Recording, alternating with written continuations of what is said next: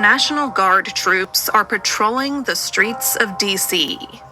If you live in Illinois, you can't get therapy from an AI chatbot.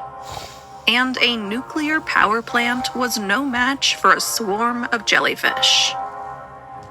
That's some of what we'll get to on the 7 from the Washington Post. I'm Hannah Jewell. It's Wednesday, August 13th. Let's get you caught up with today's 7 stories. Number 1. President Donald Trump began to deploy the National Guard in D.C. last night. About 800 National Guard members are expected to take part in the president's extraordinary crackdown on the nation's capital. On Monday, the president took federal control of the city's police department, and he issued officers a far-reaching mandate to, in the president's words, do whatever the hell they want to curb crime. White House Press Secretary Caroline Leavitt laid out the administration's plans at a news conference yesterday. Over the course of the next month, the Trump administration will relentlessly pursue and arrest every violent criminal in the district who breaks the law, undermines public safety, and endangers law-abiding Americans. Trump has also said the National Guard will be used to clear homeless encampments. Leavitt said that those who don't leave will face fines or jail time. Meanwhile, residents of the district told the Post they felt uneasy with the federal takeover. Here's D.C. local Dean Hunter. I felt violated. I don't feel safe with the possibility of untrained FBI agents and military personnel who are untrained to do police services patrolling our streets. The president's crackdown has renewed calls to make D.C. a state. Democratic leaders say that statehood could have protected the district from Trump's interference.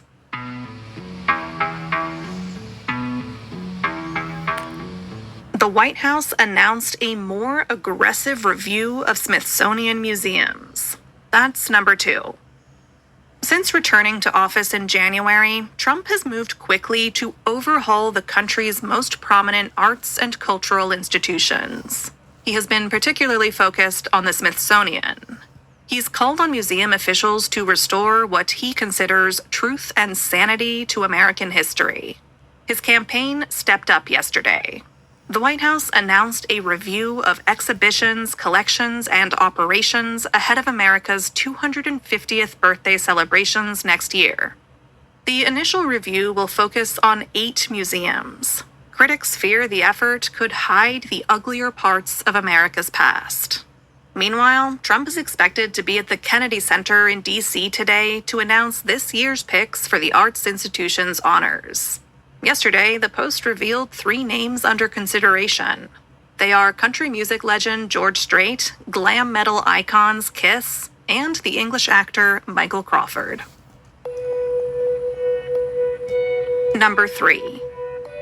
It's been 13 years since Austin Tice disappeared in Syria. In August of 2012, the American journalist and Marine veteran was detained while reporting on Syria's civil war. In October of that year, he managed to escape from captivity, but he was quickly recaptured, and he disappeared into one of the world's most secretive and repressive regimes. His family has been trying to find him ever since. The collapse of Bashar al-Assad's dictatorship in December renewed hopes that he would be found. But despite diplomatic efforts across 4 presidential administrations, his fate remains elusive. To mark the anniversary of his capture, the Post spoke with more than 70 people on 4 continents who knew Tice or worked on the long effort to rescue him. Our reporters uncovered new details and previously unreported efforts to track him down. You can find the Post's investigation on our homepage this morning, or follow the link in today's newsletter. Number 4. An appeals court cleared the U.S. DOJ service to access sensitive records at federal agencies. You probably haven't heard much about DOJ since Elon Musk stepped away from the government-slashing team in May. But DOJ has still been working away in the background.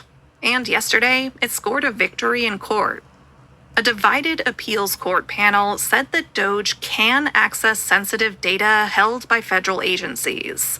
That includes the Treasury Department, the Office of Personnel Management, and the Education Department. The panel rejected concerns that the move could put the personal data of U.S. citizens and residents at risk. An Alaskan city is bracing for flooding from a glacier. That's number 5. Officials in Juneau yesterday said that a basin full of icy meltwater above the city had broken its glacial barrier. They warned residents to evacuate from parts of the city that have been prone to repeated flooding from the glacier. And they predicted the peak of the floodwaters would arrive by this afternoon.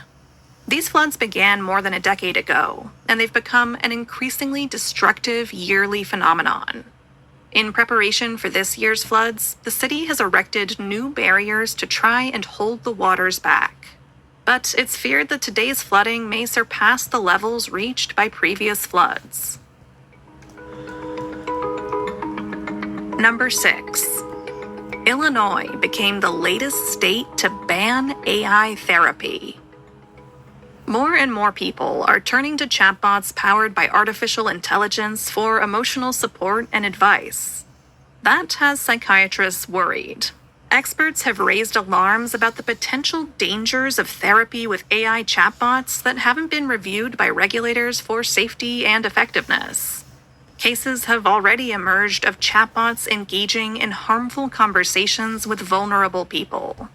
So, therapists in Illinois are now forbidden from using AI to make treatment decisions or communicate with clients. They can still use AI for administrative tasks. Illinois joins Nevada and Utah, which also restrict the use of AI in mental health care. And at number 7. A nuclear power plant in France was shut down by jellyfish.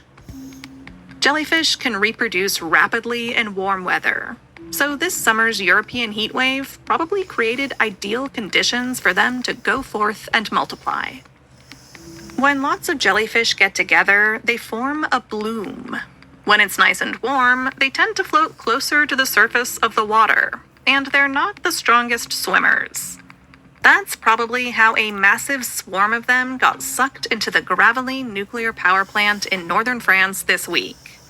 The gelatinous invertebrates were able to squeeze through filters and into the plant's cooling system, causing the automatic shutdown of 4 reactors.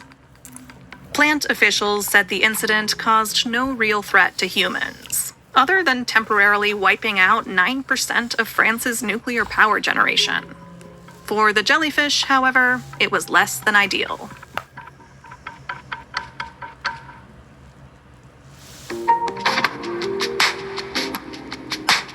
All right, you're all caught up. As is often the case, what happens in Washington has implications for the country and the world.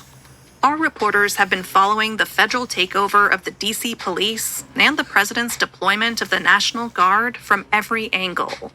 And you can catch up on all of it with a 7-day pass to the Post. 7 days for $7. A perfect option for listeners of The 7. Learn more at WashingtonPost.com/weekpass. I'm Hannah Jewell. I'll meet you back here tomorrow.